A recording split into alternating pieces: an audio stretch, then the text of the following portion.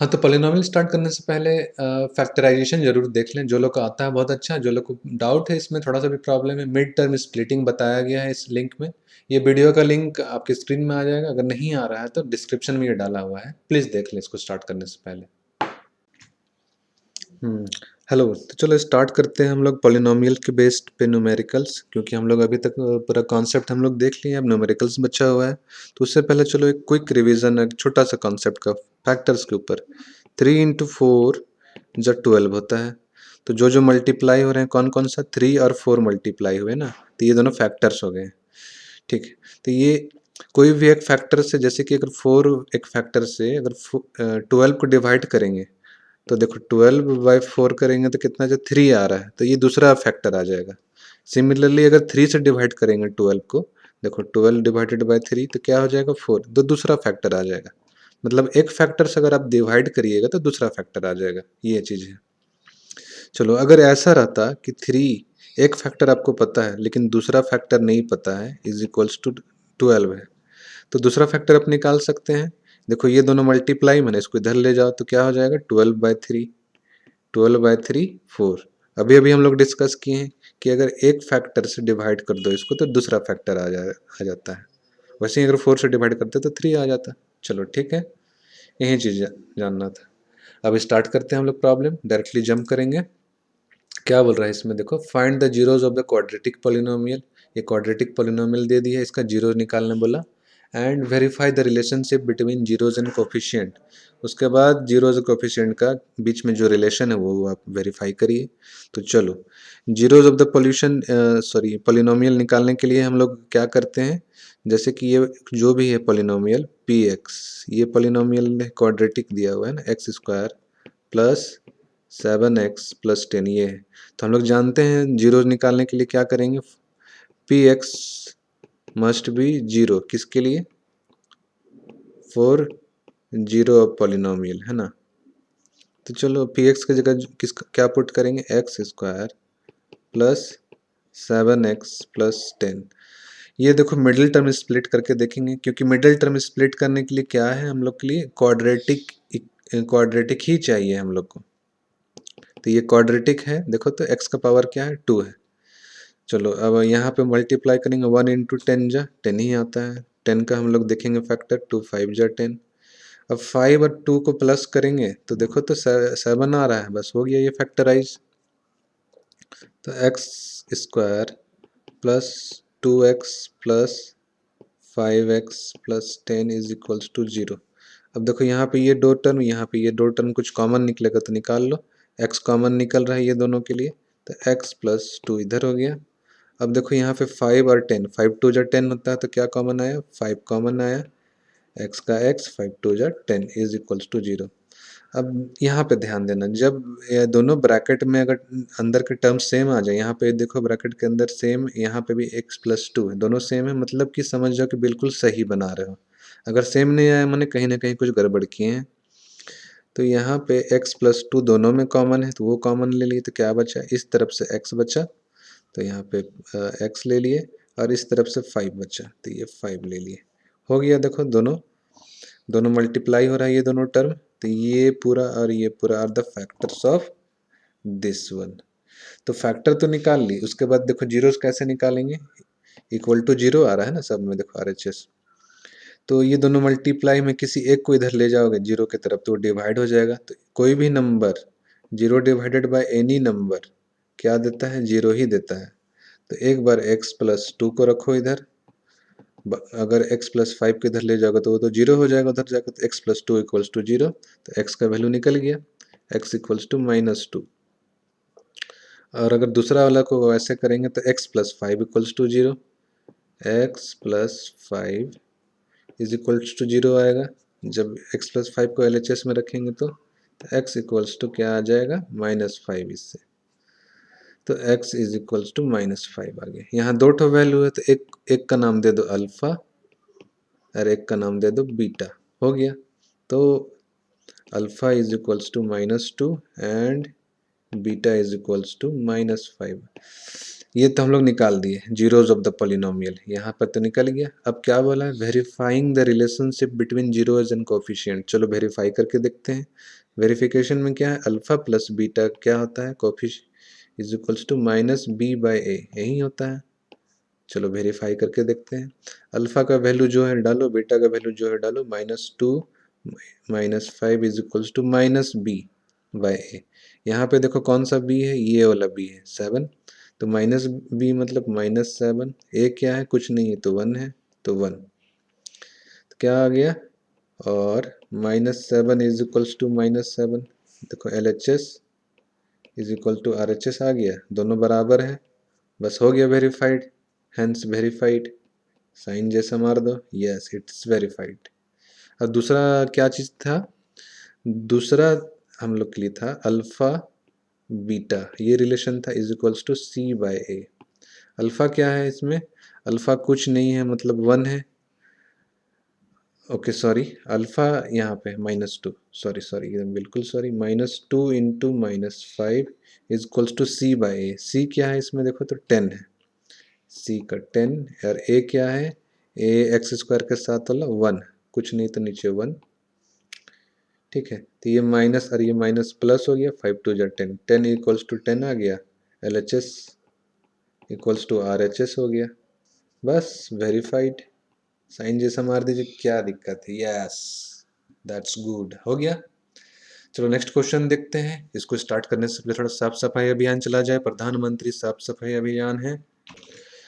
यहाँ पे बोल रहा है नेक्स्ट क्वेश्चन में, find the zeros of the polynomial. ये पॉलिनोमियल दिया हुआ है, उसका जीरो निकालिए, और फिर से वही सेम चीज़ वेरीफाई करिए between relation zeros and coefficient का। चलो स्टार्ट करें।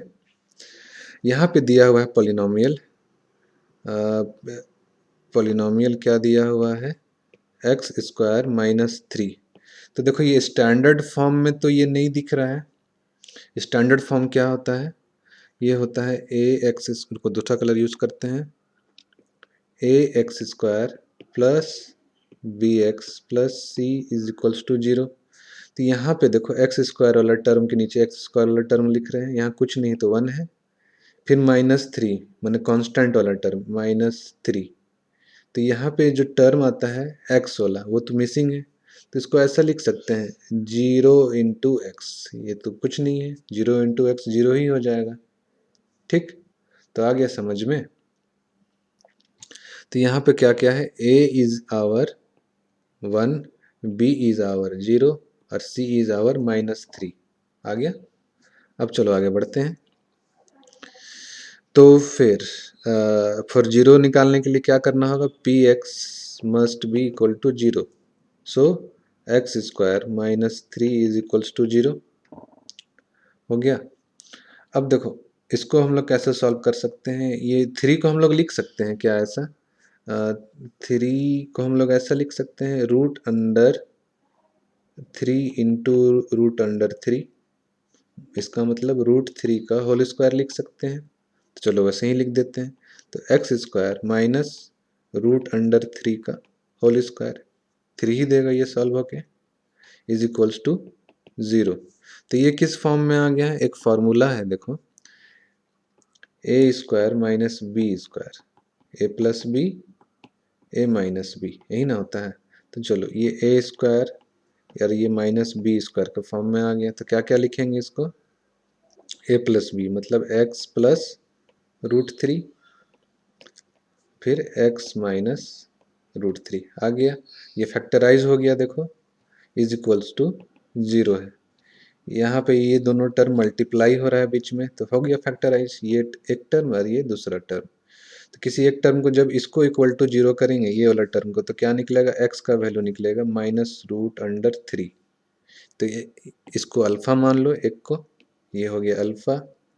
सिमिलरली जब ये वाले टर्म को इक्वल टू 0 करेंगे तो x इक्वल्स टू √3, इसको क्या मान लो, बीटा मान लो इसको, हो गया अल्फा और बीटा।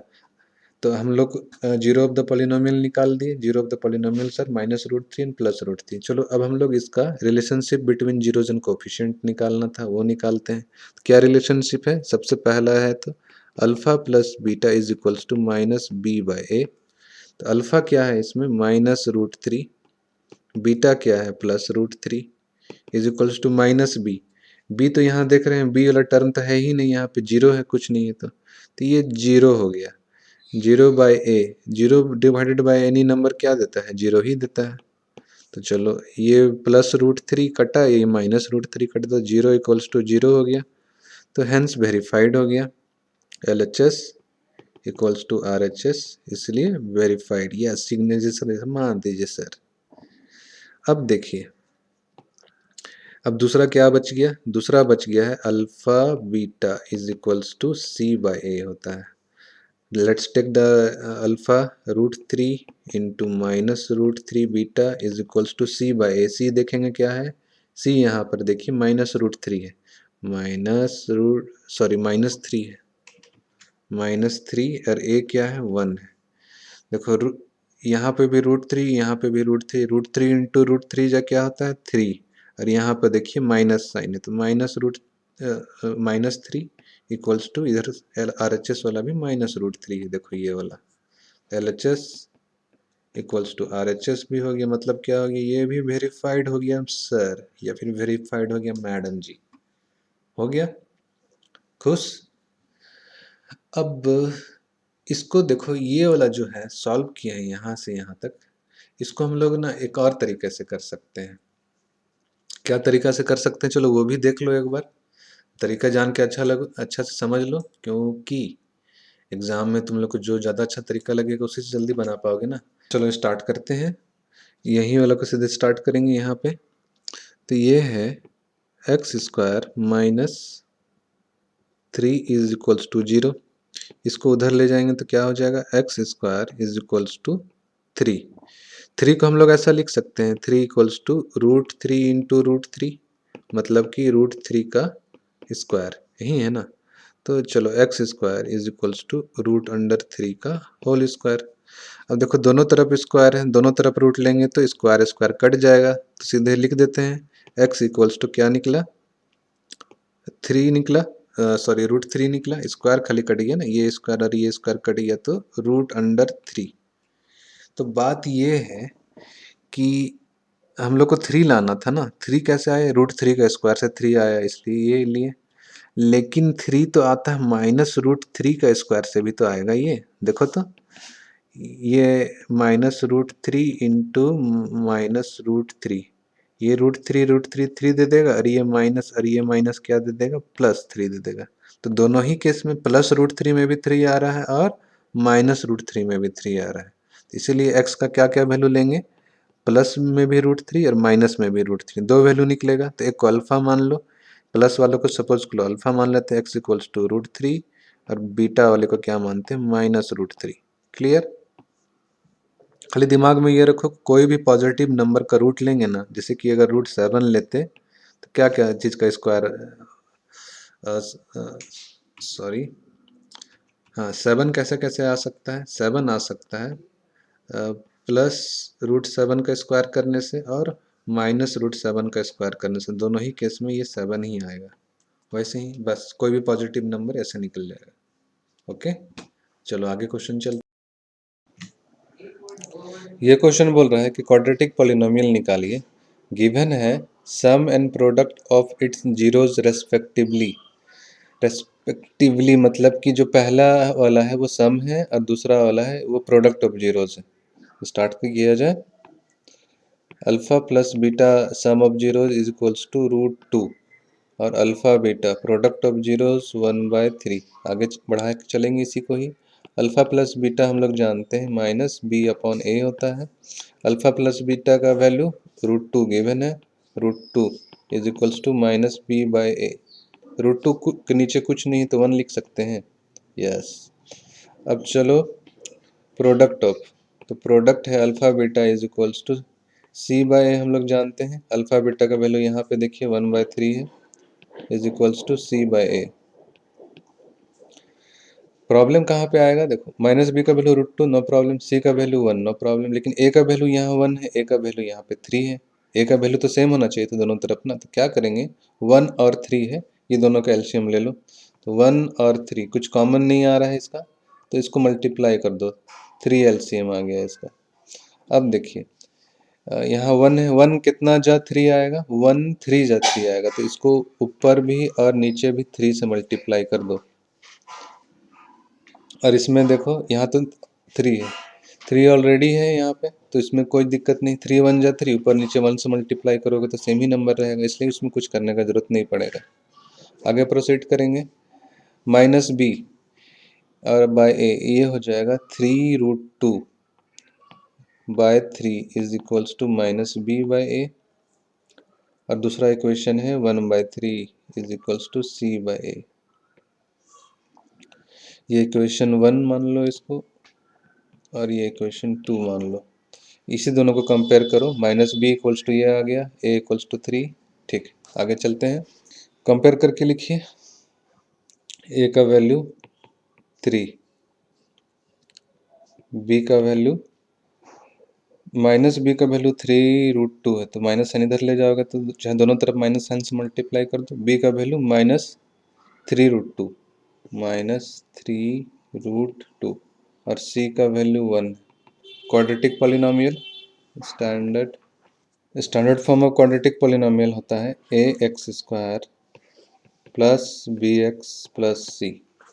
इसी में वैल्यू पुट कर दो। a का वैल्यू क्या है, 3 है, यहाँ पे 3 पुट कर देंगे। b का जो वैल्यू है यहाँ पुट करो, c का वैल्यू वहाँ पुट करो, तो 3x² minus 3√2x plus 1, and this is your required polynomial. यही चीज निकालने बोला था।